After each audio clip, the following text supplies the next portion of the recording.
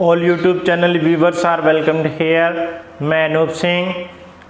आज हम अपना बेसिक इंग्लिश ग्रामर का जो टॉपिक चल रहा था उसे ही कंटिन्यू करते हैं, इसी में ही पढ़ेंगे।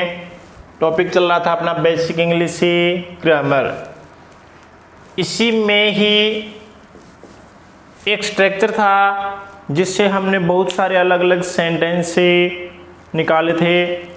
आज फिर उसी स्ट्रक्चर को आगे देखते हैं। Subject V1 V5 other word. Last के वीडियोज का अगर आपने अध्ययन किया है तो आपको याद होगा, subject V1 V5 other word से हमने बहुत सारे स्ट्रक्चर, बहुत सारे अलग अलग सेंटेंस से पढ़ाए थे।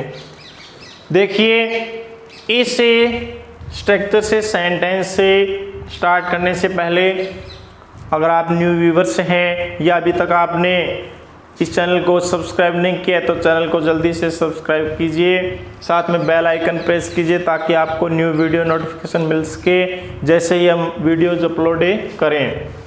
देखिए, सब्जेक्ट है V1 V5 है अदर वर्ड। V1 और V5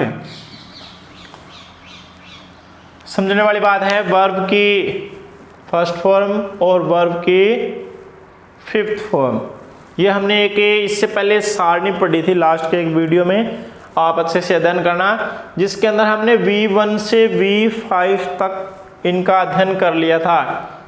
एक बार फिर मैं आपको याद दिलाऊं कि V1 और V5 दोनों में सिमिलरिटी है कि वर्ब की प्रेजेंट फॉर्म मानी जाती है। वर्ब की प्रेजेंट फॉर्म V1 और V5, और दोनों में डिफरेंस है। V1 वर्ब की प्लूरल फॉर्म है और V5 वर्ब की सिंगुलर फॉर्म है, जिसमें हमें इसके साथ अश्लीय से मिलता है।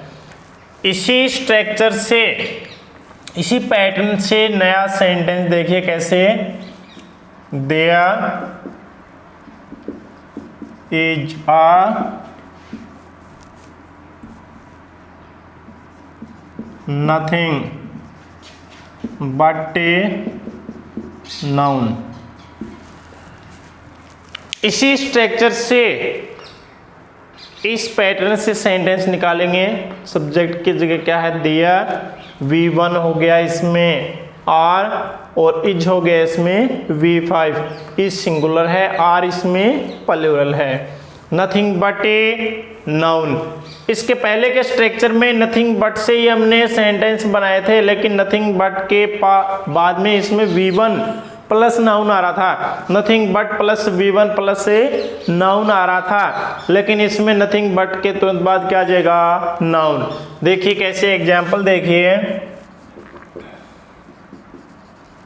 There is a nothing but a smoke। there is nothing, कुछ नहीं है, but smoke, धुआं है। इसका अर्थ क्या है, धुआं ही धुआं है, कुछ नहीं है, केवल क्या है, धुआं।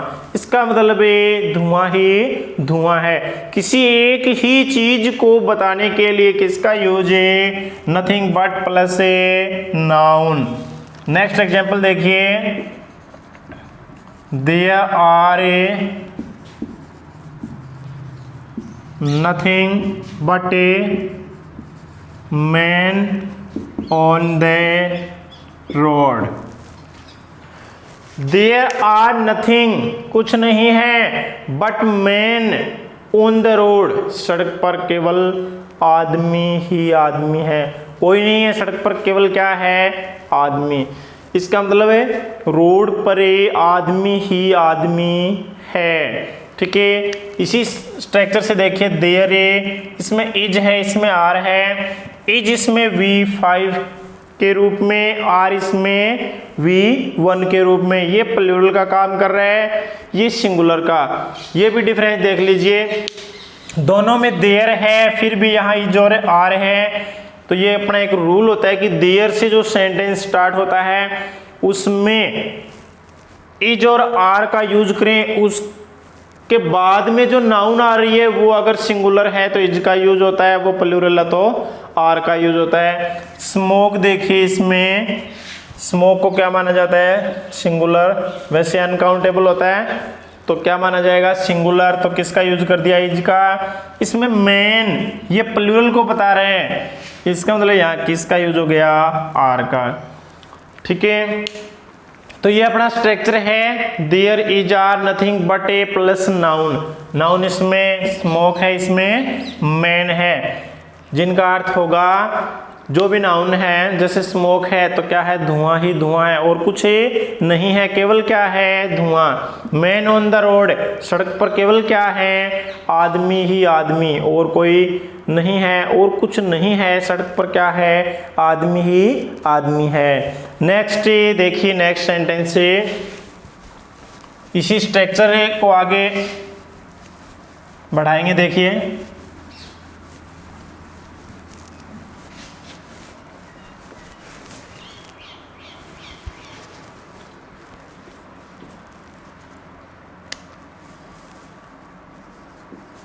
Subject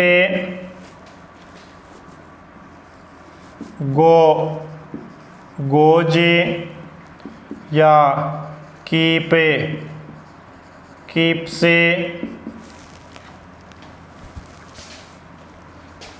one V fourth, V fourth.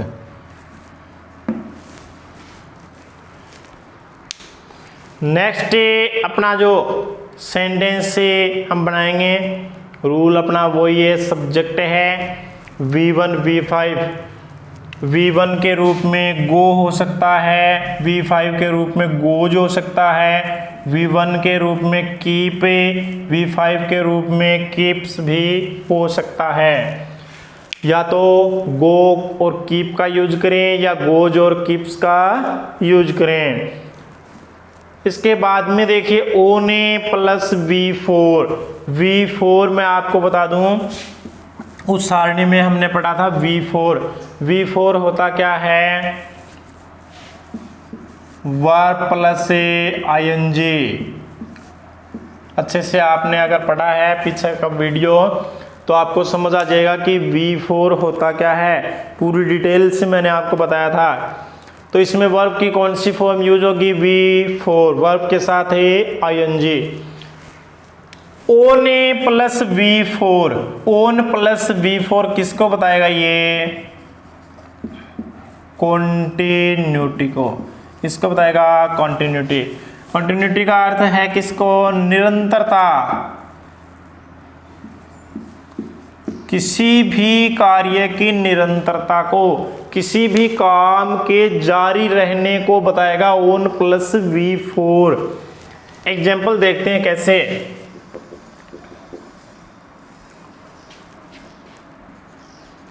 She goes या कीप से, दोनों में से कोई भी यूज कर सकते हैं, सी गोज या सी कीप से ऑन डांसिंग। सी गोजे या सी कीप से, दोनों में से किसी का भी यूज संभव है। सी गोज या सी कीप्स ऑन डांसिंग, वह नाचती ही रहती है। इसका मतलब डांस करने का जो कार्य है उसको क्या बता रहा है, उसकी कॉन्टिन्यूटी को, उसकी निरंतरता को बता रहा है। कौन है, ओन प्लस V4। ये कौन सा है, वर्ब की कौन सी फॉर्म है, V4। वर्ब के साथ जब ING आएगी क्या हो जाएगा, वर्ब की फोर्थ फॉर्म। जैसे देखो नेक्स्ट एग्जाम्पल है, अमने गोज या कीप से, अमन गोज या keeps on writing. Aman goes या कीप्स ऑन राइटिंग, अमन लिखता रहता है। इसका मतलब निरंतरता, काम को क्या करता है, जारी रखता है। One plus writing, own plus V4, verb की कौन सी फॉर्म है, फोर्थ फॉर्म। किसको बता रहा है, काम की निरंतरता को, ठीक है, कॉन्टिन्यूटी को बता रहा है। जैसे नेक्स्ट देखिए, बॉयज गो या कीप, बॉयज गो या keep on a playing a football. Boys go या फिर कीप, बॉयज गो या कीप ऑन प्लेइंग फुटबॉल, लड़के फुटबॉल खेलते रहते हैं। इसका मतलब काम क्या कर रहे हैं, खेलने का, जिसकी निरंतरता कौन बता रहा है, ऑन प्लस V4, काम को जारी रखना, काम की निरंतरता को, काम की कंटिन्यूटी को कौन बता रहा है, ऑन प्लस V4। प्लेइंग इसमें क्या है, V4 वर्ब की फोर्थ फॉर्म। तो ध्यान रहे, अगर सब्जेक्ट हमारा सिंगुलर है तो गोज या कीप से सिंगुलर सब्जेक्ट सिंगुलर वर्ब आ जाएगी, इसमें भी सिंगुलर सब्जेक्ट सिंगुलर वर्ब है। अगर ये हमारा सब्जेक्ट प्लूरल हो जाता है तो वर्ब भी क्या आएगी, प्लूरल, गो या कीप का यूज होगा, गोज और कीप्स इसमें गलत रहेगा। इसी प्रकार से सेंटेंस आते हैं जिसमें एरर पूछते हैं। नेक्स्ट सेंटेंस देखिए इसी स्ट्रक्चर से,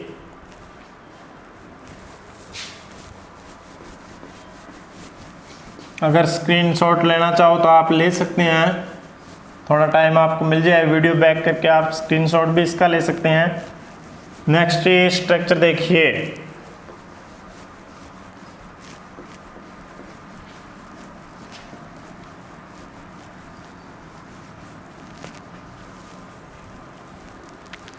नेक्स्ट स्ट्रक्चर इसी में से ये है, सब्जेक्ट एज एम आर ए और अदर वर्ड भी हो सकता है, नाउन भी हो सकता है। सब्जेक्ट स्ट्रक्चर सेम ही है, यही स्ट्रक्चर चल रहा है हमारा। इसी स्ट्रक्चर से ये पैटर्न देखिए, सब्जेक्ट है, बात करें V1 की तो V1 इसमें कौन सा रहेगा, R इसमें क्या रहेगा, V1। बात करें V5 की, M और R दोनों इसमें क्या हो जाएंगे, V1। M और R, M भी V1 है, R भी V1 है। R तो लास्ट के सेंटेंस में हमने पढ़ लिया था, R ए वर्ब की फर्स्ट फॉर्म होती है और प्लूरल होती है, तो M भी वर्ब की फर्स्ट फॉर्म, साथ में इसका यूज क्या है, प्लूरल। इज इसमें वर्ब की कौन सी फॉर्म होगी, फिफ्थ फॉर्म। स्ट्रक्चर भी अपना यही है, सब्जेक्ट है, V1 इसमें M और R है, V5 वर्ब की पांचवी फॉर्म क्या हो जाएगी, इज। इसके बाद में अदर वर्ड या नाउन। एग्जाम्पल देखते हैं, Neha is an engineer,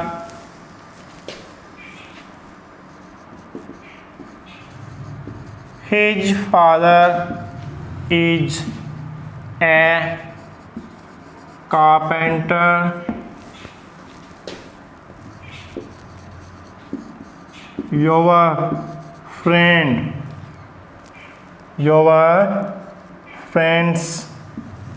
are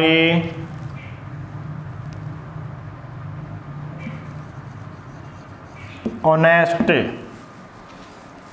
तीन एग्जाम्पल मैंने लिखे हैं, एक एग्जाम्पल और लिख देता हूं, I am a good day student.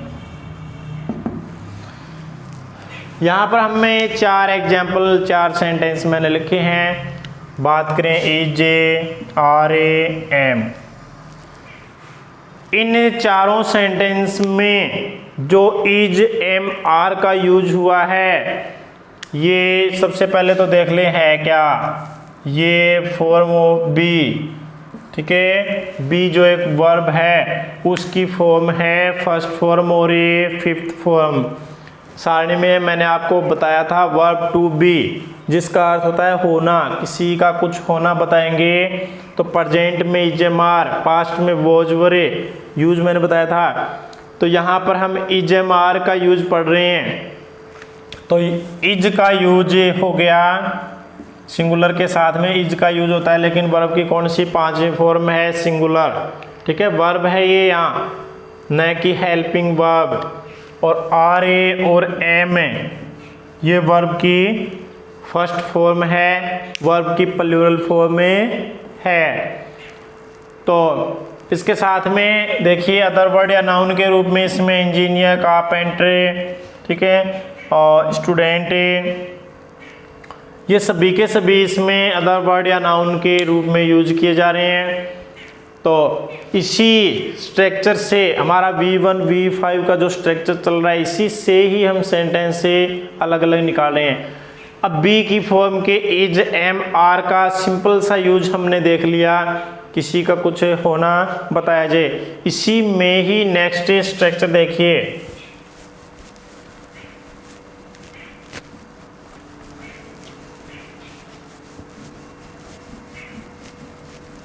B की जो फॉर्म हमने पढ़ी थी उसी का ही नेक्स्ट स्ट्रक्चर निकालेंगे। देखिए सब्जेक्ट है is am are a plus 2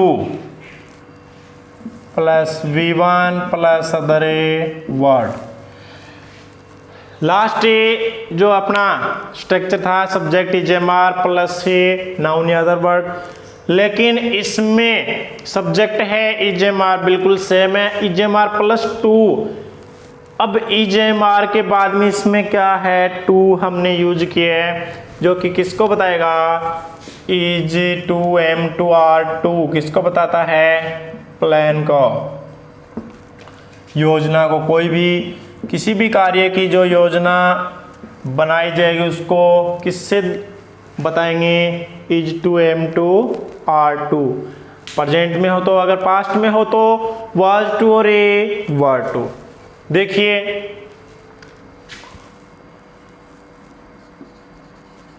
your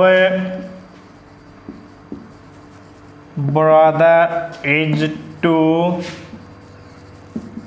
go to market Delhi. First example हमारा है your brother is to go to market Delhi.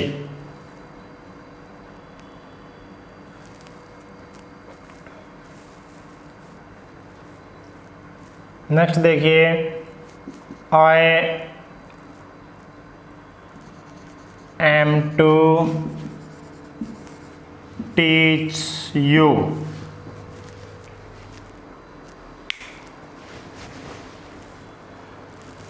देखिए your brother is to go to market Delhi. आपका भाई प्रतिदिन बाजार जाता है। ठीक है, सेंटेंस का मीनिंग सिंपल है, लेकिन इसमें एक क्या है, प्लानिंग है। इसी प्रकार से सेकंड सेंटेंस देखिए, I am to teach you, मैं आपको पढ़ाने वाला हूँ। जैसे ही is to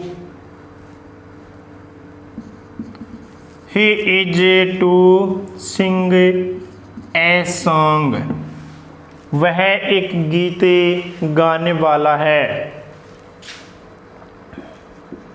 her friend is to come to me. Her friend is to come to me, उसका मित्र मेरे पास से आने वाला है। ये देखिए इज टू है, इसमें इज टू है, एम टू है, इज टू है, या कहीं आर टू। ये किसको बताएंगे, प्लानिंग को, किसी योजना को क्या करेंगे, बताएंगे। सिंपल इज एम आर का यूज हो वो बी की फॉर्म बताते हैं, सिंपल सी किसी का कुछ होना, लेकिन जब इनके साथ टू ऐड कर देते हैं तो ये किसको बताएंगे, प्लानिंग को। ओके, नेक्स्ट देखिए, स्ट्रक्चर हमारा एक ही चल रहा है, subject V1 V5 plus other word. इसी स्ट्रक्चर से हमने बहुत सारे सेंटेंस निकाले, क्योंकि ये स्ट्रक्चर हमने सारणी में जो V1 V5 पढ़ा था उसी से रिलेटेड स्ट्रक्चर है, ताकि आपके ये अच्छे से समझ आ सके। नेक्स्ट स्ट्रक्चर देखिए, subject a plus AJMRA plus about to V1 other word. Structure अपना यही चल रहा है, सब्जेक्ट EJMR। पहला हमने सब्जेक्ट के साथ EJMRA डायरेक्ट नाउन पढ़ा था। सेकंड हमने सब्जेक्ट प्लस EJMR प्लस 2, जो कि किसको बता रहा था, प्लानिंग को। लेकिन अब हमारा स्ट्रक्चर है सब्जेक्ट EJMR प्लस अबाउट 2। अब 2 से पहले अबाउट भी इसमें ऐड कर दिया गया है। इसके पहले वाले में 2 था, अब क्या हो गया, अबाउट 2, जो कि किसको बताएगा, EJMR के बाद में जो अबाउट 2 का यूज करते हैं, ये किसको बताएगा,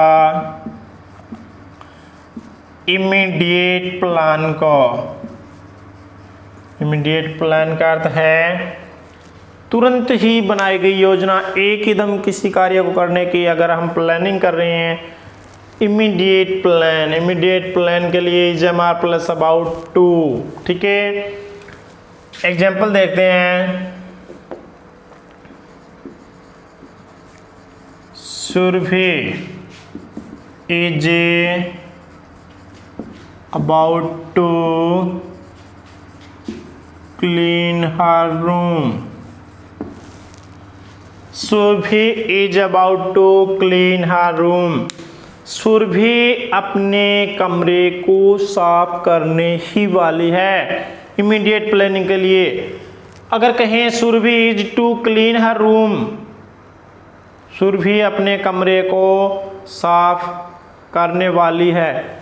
देखिए, इससे पहले वाला स्ट्रक्चर और इसमें डिफरेंस कर लें। Surabhi is to clean her room, Surabhi अपने रूम को साफ करने वाली है। इज अबाउट टू क्लीन, करने ही वाली है। इमीडिएट प्लानिंग के लिए क्या, EJMR प्लस अबाउट 2। ठीक है, अगर सिंपल प्लानिंग है तो इज टू M2R2 आगे V1 है, लेकिन इमीडिएट प्लानिंग अगर है तो EJMR साथ में अबाउट 2 का यूज किया जाता है। नेक्स्ट एग्जाम्पल देखिए, जैसे I am about to teach you. I am about to teach you, मैं आपको पढ़ाने ही वाला हूँ। I am about to teach you, मैं आपको पढ़ाने ही वाला हूँ। I am to teach you, मैं आपको पढ़ाने वाला हूँ। दोनों सेंटेंस देख लीजिए। अबाउट को अगर इसमें हटा दें, I am to teach you, इसके जो लास्ट वाला स्ट्रक्चर है उससे देखते हैं। I am to teach you, मैं आपको पढ़ाने वाला हूँ। I am about to teach you, मैं आपको पढ़ाने ही वाला हूँ। अबाउट टू किसको बता रहा है, इमीडिएट प्लानिंग को। एम के साथ अगर डायरेक्ट टू हो तो किसको बता रहा है, प्लानिंग को। और अबाउट टू का यूज हो तो इमीडिएट प्लानिंग को। ये एग्जाम्पल आपके समझ आ गए होंगे, दोनों में डिफरेंस आप अच्छे समझ लेना। अगर डायरेक्ट EJMR प्लस 2 हो तो प्लानिंग है, EJMR के बाद में अगर अबाउट 2 है तो ये इमीडिएट प्लानिंग को बताता है। नेक्स्ट स्ट्रक्चर देखिए, इसी से ही स्ट्रक्चर अपना सेम है बिल्कुल। सब्जेक्ट के साथ V1 V5 का यूज चल रहे हैं।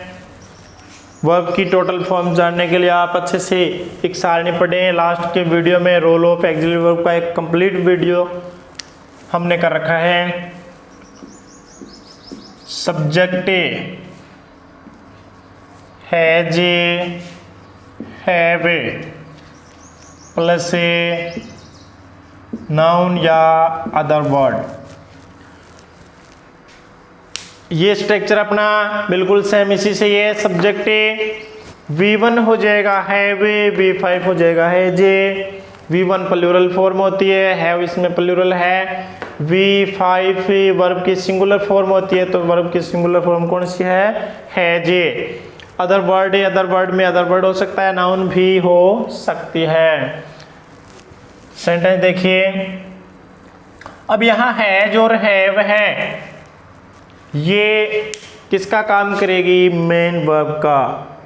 इसका अर्थ क्या होता है रखना, अगर ये किसी के पास कुछ बताएंगे सिंगुलर के साथ हैज से, प्लूरल के साथ हैव से, ये प्रेजेंट में, जैसे देखिए example, you have a many books,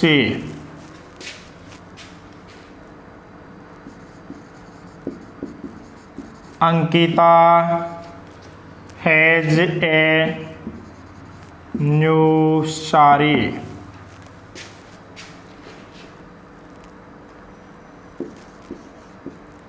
Anil has four toys, they have a few novels. मैंने यहाँ कुछ सेंटेंस लिखे हैं एग्जाम्पल के रूप में, देखिए।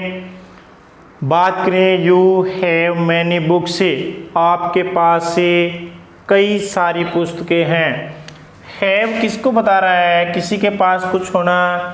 यू हैव का मतलब आपके पास है, अंकिता हैज अंकिता के पास है, अनिल हैज अनिल के पास है, दे हैव उनके पास है। यू हैव मैनी बुक्स, आपके पास बहुत सारी पुस्तकें हैं। Ankita has a new sari, Ankita के पास एक नई साड़ी है। Anil has four toys, Anil के पास 4 खिलौने हैं, अनिल 4 खिलौने रखता है। They have a few novels, उनके पास से कुछ या थोड़े से क्या है, नॉवल हैं, उपन्यास हैं। अब इन सेंटेंस में हैज है किसको बता रहे हैं, रखने को, और इनका यूज किसके रूप में है, मेन वर्ब के रूप में, ठीक है, ना कि हेल्पिंग वर्ब। ध्यान है, अगर आपने इन्हें हेल्पिंग वर्ब मान लिया आपका सेंटेंस बिल्कुल गलत हो जाएगा, क्योंकि हैज हैव के साथ में V3 वर्ब की थर्ड फॉर्म का यूज आवश्यक है, तो उसके बगैर सेंटेंस गलत माना जाता है। तो इनके साथ कहीं भी वर्ब का यूज नहीं है, खुद क्या है, मेन वर्ब है। इसी प्रकार से इसी स्ट्रक्चर को आगे बढ़ाते हुए नेक्स्ट देखिए,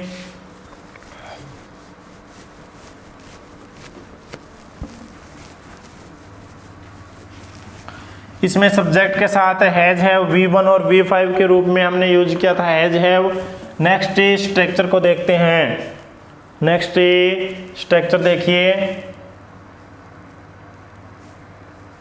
subject plus has have plus 2V1 other word. अपना ये स्ट्रक्चर है। देखिए लास्ट स्ट्रक्चर हमने किया था subject plus has have plus noun या अदर वर्ड। अब इसमें सब्जेक्ट हैज हैव के साथ में किसको ऐड कर रहे हैं, 2 को, 2 प्लस V1 को, 2 प्लस V1। अब हैज और हैव के साथ में जो 2 है, या तो हैज टू या हैव टू का जो यूज होगा ये किसको बताएगा, कंपल्सन को। किसको बताएगा, कंपल्सन। किसी भी कार्य को करने की व्यवस्था या बाध्यता को, किसी भी कार्य को करने की अगर हम आवश्यकता बताएं या बाध्यता बताएं तो हैज टू या फिर हैव टू प्लस V1 का यूज किया जाता है। देखिए एग्जाम्पल है,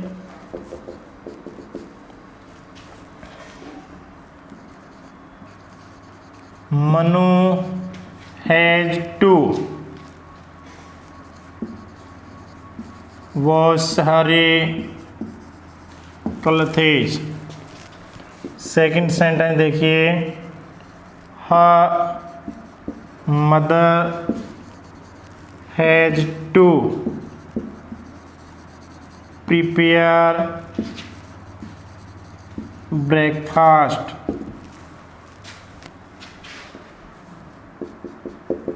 थर्ड एग्जाम्पल देखिए, students have to complete their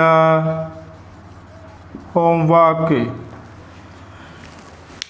देखिए एग्जाम्पल में Manu has to wash her एक क्लोथेज, मनु को अपने कपड़े धोने पड़ते हैं। Has to wash, has to wash का अर्थ क्या बता रहा है, कंपल्सन, किसी कार्य को करने की आवश्यकता। हैज टू वॉश का अर्थ धोने पड़ते हैं। Her mother has to prepare breakfast, उसकी माताजी को ब्रेकफास्ट तैयार करना पड़ता है।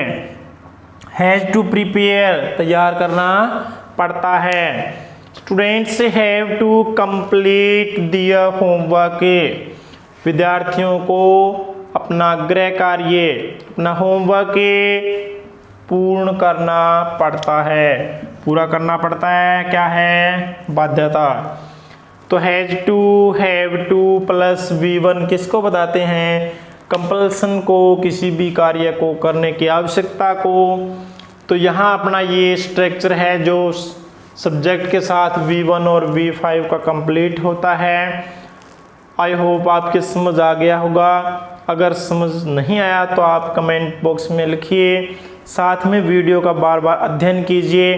किसी भी वीडियो को स्टार्ट से लास्ट तक के पूरा एक साथ देखें, नहीं तो आपके कुछ स्ट्रक्चर है, सेंटेंस से एग्जाम्पल वगैरह समझ नहीं आ पाएंगे।